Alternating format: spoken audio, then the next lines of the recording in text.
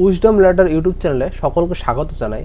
তোমরা যারা যারা নর্থ বেঙ্গল ইউনিভার্সিটির আন্ডারে আন্ডার গ্রাজুয়েট কোর্সে পড়ছো এবং যারা যারা সিবিসিএস 6th সেমিস্টারে পড়ছো এবং যাদের ডিএসসি পলিটিক্যাল সায়েন্স সাবজেক্ট রয়েছে, গ্রাসরুট ডেমোক্রেসি ইন ইন্ডিয়া পেপারটি রয়েছে, সেই পেপারটি যারা যারা সেটি সম্পর্কে বিষয় জানতে যাচ্ছ বা এর সিলেবাসে কী কী রয়েছে সেগুলি জানতে যাচ্ছ এবং যারা যারা এর সম্পর্কে পরীক্ষাতে এই পেপারটি দিলে কোনো প্রশ্ন আসলে সেগুলি অ্যান্সার কীভাবে করব সেইগুলো জানতে চাইলে এই ভিডিওটি তোমার জন্য, ঠিক আছে?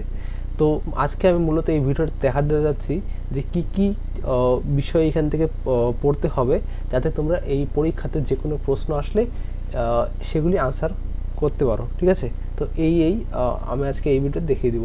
তো চলো ভিডিওটি শুরু করি।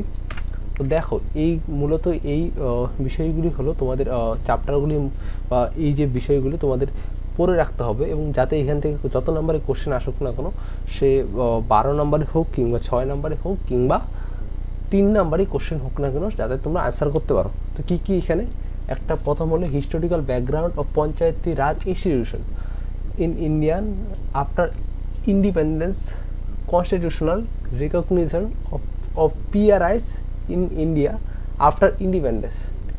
আর দ্বিতীয় হলো গ্রাম পঞ্চায়েত, এর আন্ডারে কি gram sabha, composition and functions of gram panchayat. এবং তৃতীয় হলো পঞ্চায়েত সমিতি, এটা কি পঞ্চায়েত সমিতি, কম্পোজিশন অ্যান্ড ফাংশনস, জেলা পরিষদ কম্পোজিশন অ্যান্ড ফাংশনস। কতগুলো হলো? 3টা পড়লাম, ঠিক আছে। চতুর্থ কি features of 73rd and 74th amendments, 39 composition and functions of municipal corporation। Fourth হলো and fifth হলো কি democratic decentralization in India, critical evolution। এই কয়েকটা বিষয় তোমাদের পড়তে হবে এবং এগুলি বিষয় থেকেই তোমাদের পরীক্ষায় প্রশ্ন এসে থাকবে। তো তোমরা যদি অ্যান্সার করতে চাও এগুলি ভালো করে পড়ো এবং সেখান থেকে ভালোভাবে অ্যান্সার করো, ঠিক আছে? এবং এছাড়াও এগুলোর থেকে প্রশ্ন প্রিভিয়াস ইয়ার থেকেও কোশ্চেন এসে থাকে, সেগুলো তোমরা ফলো করতে পারো, ঠিক আছে?